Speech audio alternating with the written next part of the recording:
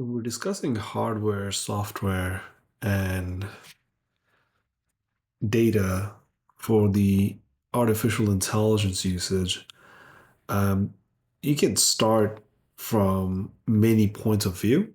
If you are a consultant who's consulting an organization to help them make better decisions on these tools, these capabilities, um, hardware is a part of the discussion, of course, but where do you go from the hardware, right? How do you go from hardware to software? How do you go to the data? And where is that data originating from? If there was a consultant, quote unquote, a um, figure of imagination consultant who is discussing with a client about hardware, software, and data, what are some of the crucial things a consultant should discuss? Give me a top five topics that a consultant should discuss with a organization that is looking to adopt artificial intelligence and machine learning. Here, a consultant should discuss with an organization adopting AI and machine learning. First, business objectives and use cases, defining clear goals for the AI implementation.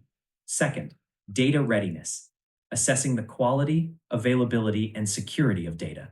Third, infrastructure, evaluating hardware and software needs, including cloud and on prem solutions.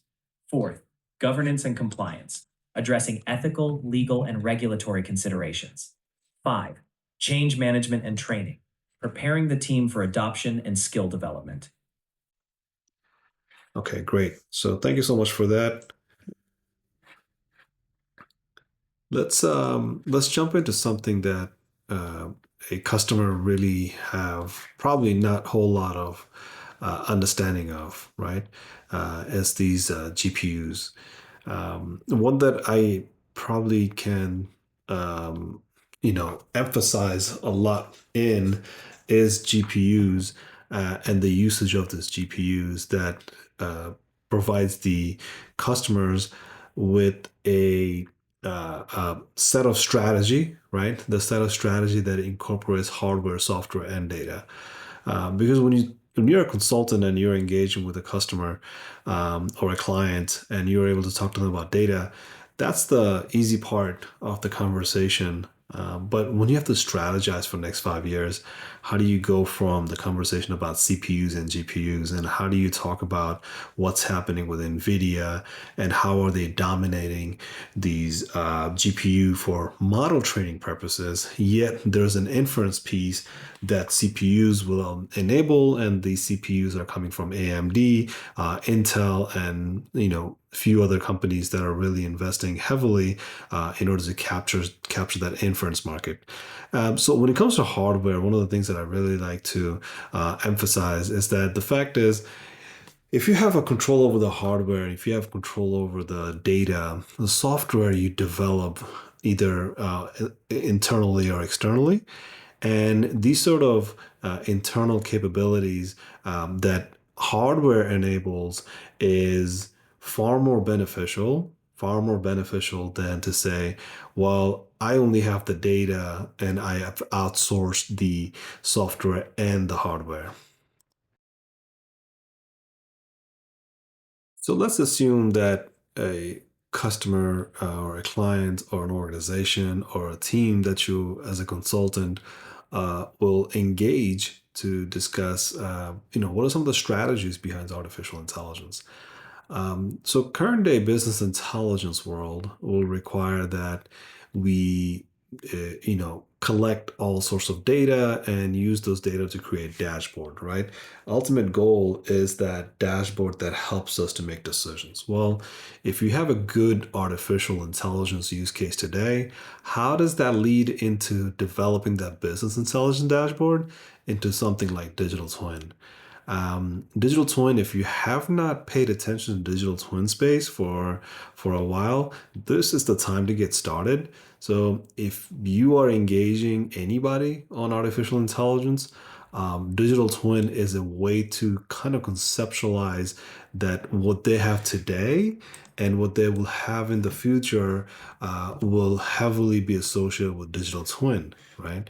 Things like USD today, it's almost zero cost, right? As you can see, the USDs are heavily reliant on infrastructure that you currently have, but lots of the strategies behind digital twin goes into these manufacturing shop floor.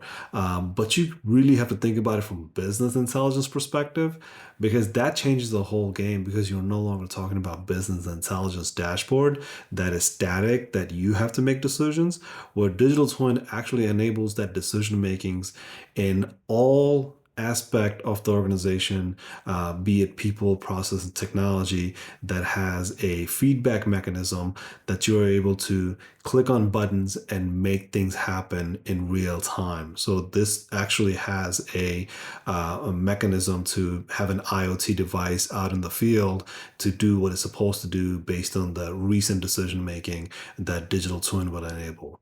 And those are some of the artificial intelligence use cases that now you can capture hardware, software, and data that is necessary in order to do a 5-year strategy. What's the cost justification like? Financial justification like? How do we maintain these systems that are both legacy and part of our digital transformation going forward from today? Talk to me a little bit about digital twin and how having a hardware, software, and data that is enabled universally for cloud purposes. How does that help with digital twin? Great question. Digital twins are virtual replicas of physical systems, and having edge hardware, software, and data that's cloud enabled allows real time processing and analytics close to the source. This reduces latency, improves responsiveness, and ensures the digital twin stays accurate and up to date. It also enhances the ability to scale and integrate with AI, providing deeper insights and predictive capabilities. Great. Thank you so much. Well, there's always more to learn about digital twin in one day. Digital twin has been around for a while now, but it's to the point where these open USDs are just making everybody's lives that much easier. But it's being utilized, I would say, less than what I would expect, because when you hear AI, the conversation does not lead into digital twin most of the time. But I think when you hear digital twin, it's all about AI. If you're not utilizing AI for digital twin, and if you're not using AI to utilize digital twin, I think there's a big gap that needs to be really addressed in your upskilling and professional development for the individuals that you're engaging with. Because what they can understand for Gen AI, this Gen AI's impact on USDs are something that is out of this world good. I love it. So if you have questions, comments on these things, feel free to let me know. I'm looking forward to responding to it. Thank you. Bye bye. You're very